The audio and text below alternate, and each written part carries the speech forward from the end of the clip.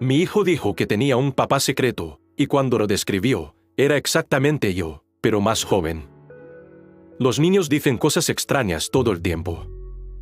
Es parte de su magia, esa forma en que su imaginación desdibuja las líneas entre la realidad y la fantasía. Como padre, aprendes a sonreír y a sentir cuando tu hijo de 5 años te cuenta sobre su amigo imaginario o sobre el dragón que vive en el armario. Es tierno, inofensivo, parte de la infancia.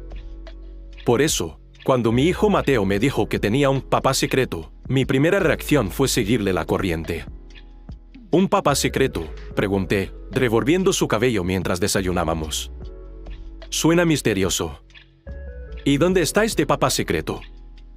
Mateo, quien tenía 6 años y normalmente era muy serio para su edad, me miró con esos ojos grandes y honestos que tiene. En la tablet de mamá. Lo veo a veces cuando ella no está mirando. Algo en su tono me hizo pausar. No sonaba como fantasía infantil. Sonaba demasiado específico, demasiado real. En la tablet de mamá, repetí. ¿Qué quieres decir? Hay vídeos, explicó Mateo, pinchando sus panqueques con el tenedor. De ti. Bueno, no exactamente tú. Pareces tú pero diferente. Más feliz. Y haces cosas que tú no haces. Un frío comenzó a instalarse en mi estómago. ¿Qué tipo de cosas? Bailas. Te ríes mucho. Saltas en trampolines. Haces voces graciosas.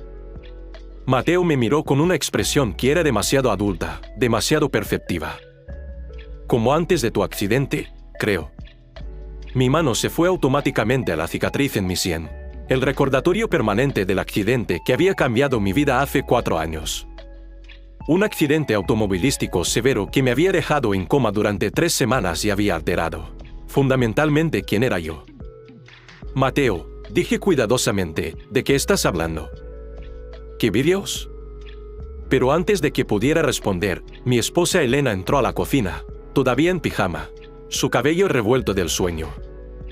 Buenos días, mis amores, dijo, besando la cabeza de Mateo y luego la mía.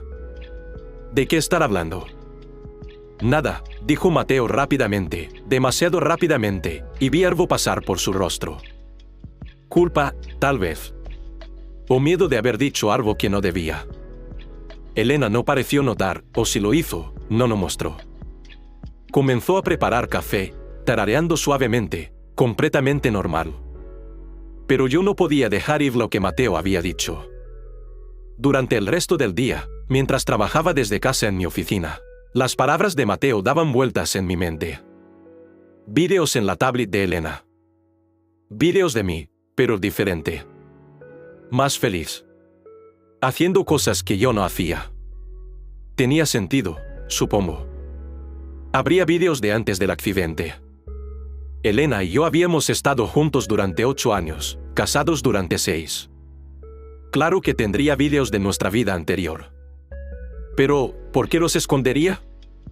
¿Por qué los mantendría en su tablet donde yo no pudiera verlos? Cuando le pregunté a Elena esa noche después de acostar a Mateo, su reacción fue extraña. Vídeos, repitió, sin mirarme a los ojos mientras doblaba ropa. No sé de qué hablas. Mateo dijo que hay vídeos míos en tu tablet. Vídeos de antes del accidente. Mateo tiene 6 años, dijo Elena, todavía sin hacer contacto visual. Tiene una imaginación muy activa. Probablemente vio algo en YouTube y pensó que eras tú. Dijo específicamente que era yo. Que parecía yo pero diferente. Más feliz. Finalmente, Elena me miró, y había algo en sus ojos que no podía descifrar. ¿Tristeza? ¿Culpa? ¿Miedo? Javier, dijo suavemente, usando mi nombre de la forma en que lo hacía cuando estaba tratando de ser gentil sobre algo difícil. ¿Por qué querrías ver vídeos de antes del accidente? Los doctores dijeron que era mejor que no. Los doctores dijeron muchas cosas, interrumpí. Dijeron que no recuperaría completamente la movilidad en mi brazo izquierdo, pero lo hice. Dijeron que los dolores de cabeza serían permanentes, pero se fueron después del primer año. Tal vez estaban equivocados sobre otras cosas también. No estaban equivocados sobre esto, dijo Elena, su voz firme ahora. Dijeron que tratar de forzar memorias de antes del accidente podría causar más daño que bien. Que tu cerebro necesitaba sanar a su propio ritmo. Por eso nunca te he mostrado fotos o vídeos viejos. Estoy protegiéndote. ¿O te estás protegiendo a ti misma?, pregunté, y vi cómo se estremecía ante mis palabras. ¿Qué se supone que significa eso? Significa que tal vez no quieres que recuerde quién era antes. Tal vez prefieres esta versión de mí. La versión tranquila, cuidadosa, que no hace mucho de nada. Eso no es justo, dijo Elena, lágrimas llenando sus ojos ahora. Te amo. Ambas versiones de ti. Pero los doctores fueron muy claros. Muéstrame los vídeos, dije. No era una pregunta. No. Elena, son vídeos de mí. De mi vida. Tengo derecho a verlos. No si te lastiman, respondió, su voz quebrándose. No si hacen que todo el progreso que has hecho se desmorone. Nos quedamos mirando el uno al otro, en un punto muerto que nunca habíamos alcanzado en nuestro matrimonio. Finalmente, Elena dejó la ropa que había estado doblando y salió de la habitación. Escuché la puerta de nuestro dormitorio cerrarse, luego el sonido amortiguado de llanto. No podía dejarlo así. Necesitaba ver esos vídeos. Necesitaba saber quién había sido antes de que el accidente me convirtiera en esta versión cautelosa y contenida, de mí mismo. Esperé hasta que Elena se quedó dormida esa noche.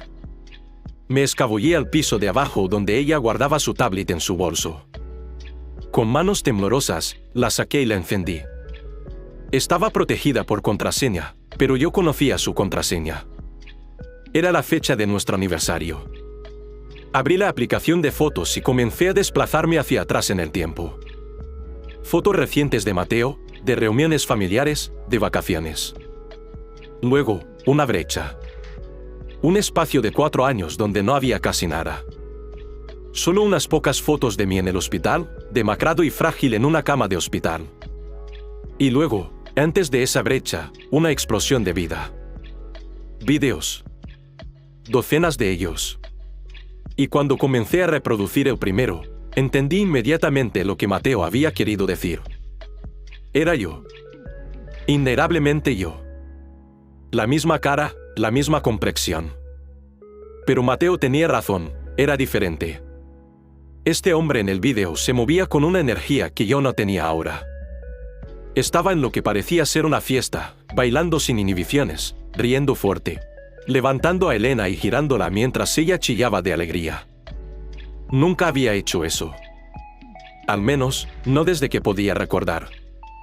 La idea de bailar en una fiesta, de ser el centro de atención de esa manera, me sentía completamente ajena. Reproduje otro vídeo. Este me mostraba haciendo paracaidismo, gritando de emoción mientras caía en caída libre. Mi estómago se tensó solo de mirarlo. Ahora, tenía miedo de las alturas. O al menos, pensaba que lo tenía. Otro vídeo, yo tocando guitarra en lo que parecía un bar pequeño, cantando ante una audiencia. Mi voz era fuerte, confiada. No sabía que podía tocar guitarra. Nunca había intentado, nunca había sentido la inclinación. Vídeo tras vídeo, vi a un extraño que tenía mi cara. Un hombre que hacía snowboard y surf. Que hacía bromas elaboradas y voces graciosas como Mateo había dicho. Que hablaba rápido y gesticulaba ampliamente y llenaba cada espacio con su energía. Y en cada vídeo, Elena estaba allí, mirándome con una expresión que nunca había visto en su rostro cuando me miraba ahora. No era solo amor. Era admiración. Diversión. Emoción. Me miraba como si yo fuera la persona más fascinante del mundo. Pasé horas mirando esos vídeos, incapaz de detenerme incluso cuando supe que debería. Había un vídeo de nuestra boda que me hizo llorar. No porque fuera triste, sino porque el hombre en ese vídeo, pronunciando votos con tanta pasión y certeza, se sentía como alguien que yo solía conocer hace mucho tiempo pero que había olvidado. «Prometo mantenerte en tus dedos de los pies», decía el yo en el vídeo, sonriendo traviesamente. «Prometo que nunca estaremos aburridos. Prometo bailar contigo en la cocina incluso cuando no haya música. Prometo que nuestra vida juntos será una aventura. Elena estaba llorando en el vídeo, pero eran lágrimas felices. No puedo esperar, decía. Pausé el vídeo, sentada en la oscuridad de la sala con solo el brillo de la tablet iluminando mi rostro. ¿Había cumplido esas promesas? ¿Habíamos tenido aventuras? Había bailado con ella en la cocina. No podía recordar haberlo hecho. No una sola vez. ¿Cuánto tiempo has estado despierto? La voz de Elena me sobresaltó. Estaba parada en las escaleras, envuelta en su bata, mirándome con una expresión que no podía leer completamente en la oscuridad. Lo siento, dije, aunque no estaba seguro porque me estaba disculpando. Necesitaba ver. Elena bajó las escaleras lentamente y se sentó a mi lado en el sofá.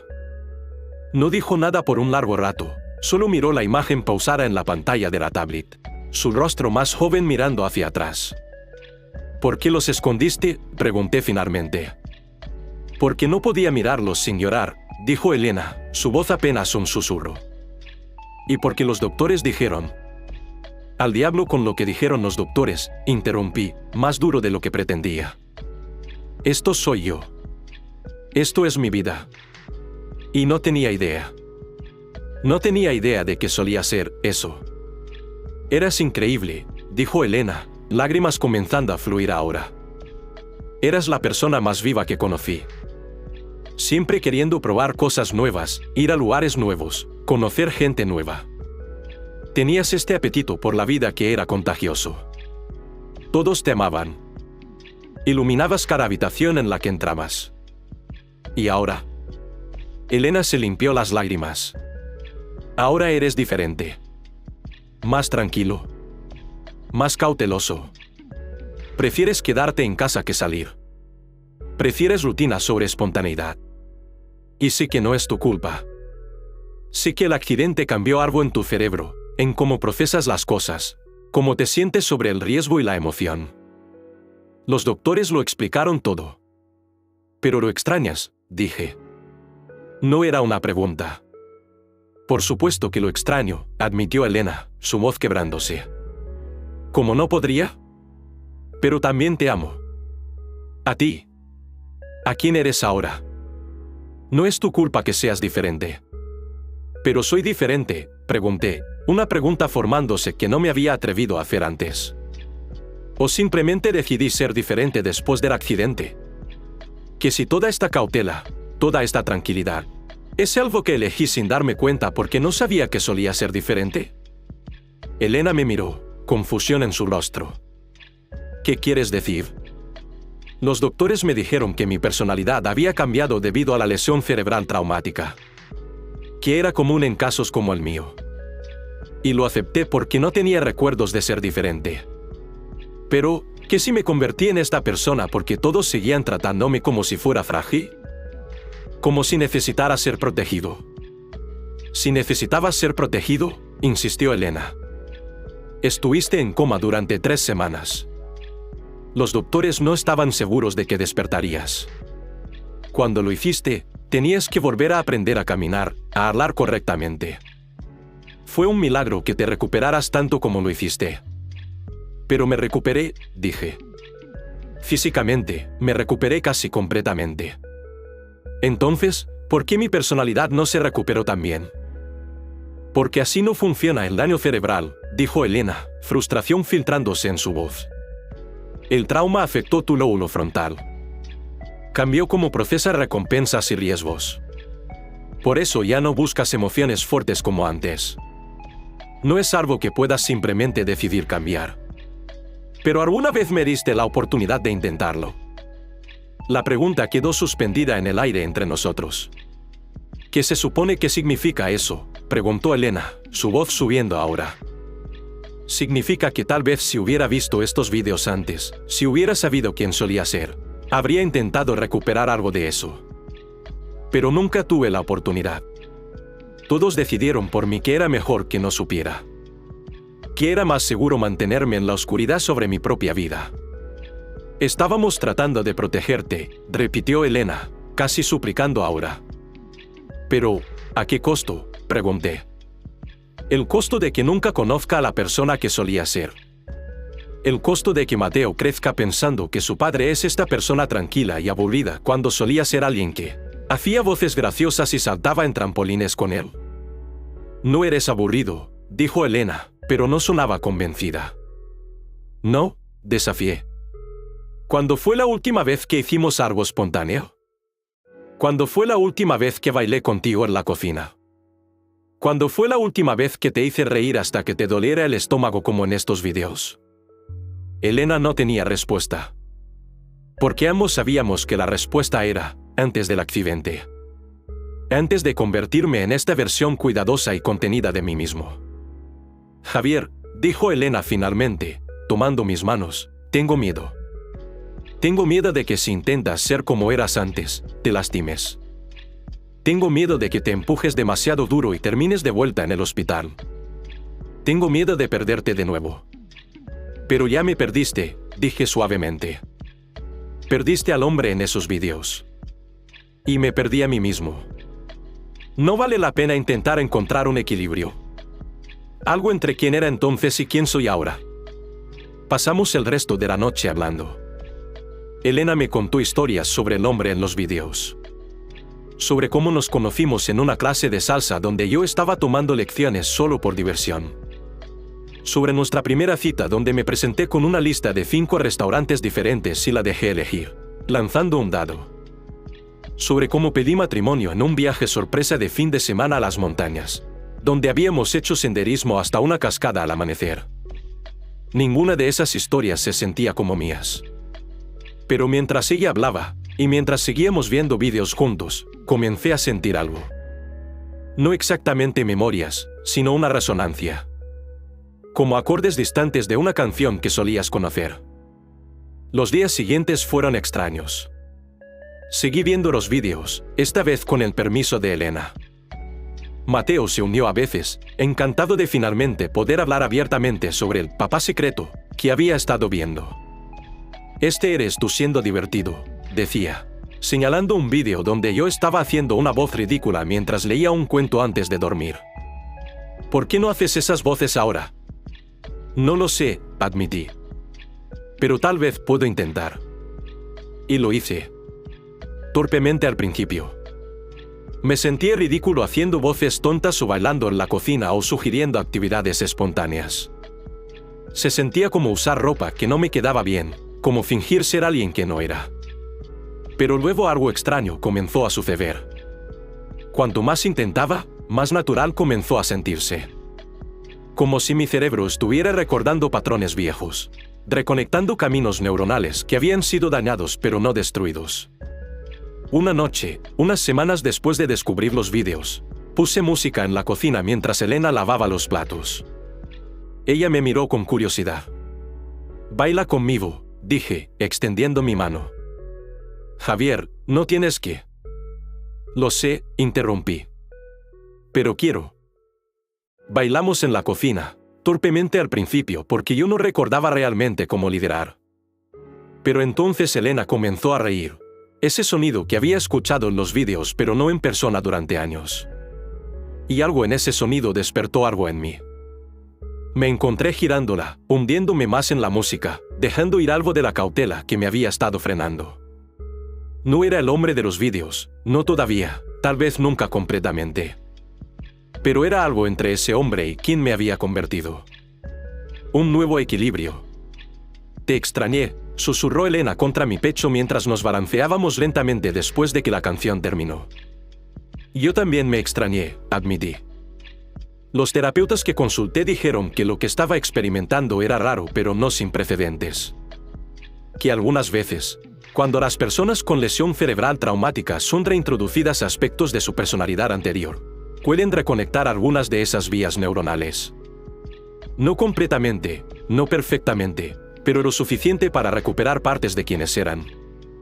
Piénsalo como rehabilitación de personalidad, explicó una de las terapeutas. Así como tuviste que reaprender a caminar, puedes reaprender algunos de estos patrones de comportamiento. No será exactamente igual, pero tampoco tiene que serlo. Elena luchó con la culpa durante meses después. Culpa por haber escondido los vídeos, por haber tomado decisiones sobre mi recuperación sin mi participación completa. Fuimos a terapia de pareja, trabajando en reconstruir confianza y comunicación. Pensé que estaba haciendo lo correcto, me dijo en una de nuestras sesiones. Los doctores fueron tan enfáticos sobre no empujar, sobre dejar que tu cerebro sanara a su propio ritmo. Tuve miedo de que si te mostraba quién solías ser, te sentirías presionado a ser esa persona antes de que estuvieras listo. O peor, que te darías cuenta de cuánto habías cambiado y te deprimirías. Entiendo por qué lo hiciste, dije. Pero también necesitas entender que esos eran años de mi vida que me robaste. Años en los que podría haber estado trabajando en recuperar partes de mí mismo. Fue un proceso largo, lleno de conversaciones difíciles y revelaciones dolorosas. Pero lentamente, encontramos nuestro camino de vuelta el uno al otro. No a la relación que teníamos antes del accidente, sino a algo nuevo. Algo construido sobre honestidad completa y esfuerzo compartido. Mateo prosperó con el cambio. Su padre ya no era solo el hombre tranquilo que jugaba juegos de mesa calmadamente. Ahora era también el padre que hacía voces divertidas, que sugería aventuras espontáneas al parque, que ocasionalmente hacía cosas tontas solo para hacer reír a su hijo. Papá secreto está de vuelta, me dijo una noche cuando lo arropaba. Excepto que ahora no es secreto. Nunca debió ser secreto, acordé. Ahora, 2 años después de encontrar esos vídeos, soy alguien nuevo. No el hombre que era antes del accidente, lleno de energía sin límites y búsqueda de emociones fuertes. No el hombre cauteloso y contenido que me convertí inmediatamente después. Sino un híbrido. Alguien que puede ser espontáneo pero también consciente de los límites. Alguien que puede asumir riesgos calculados sin ser imprudente. Alguien que puede bailar en la cocina y también disfrutar noches tranquilas en casa.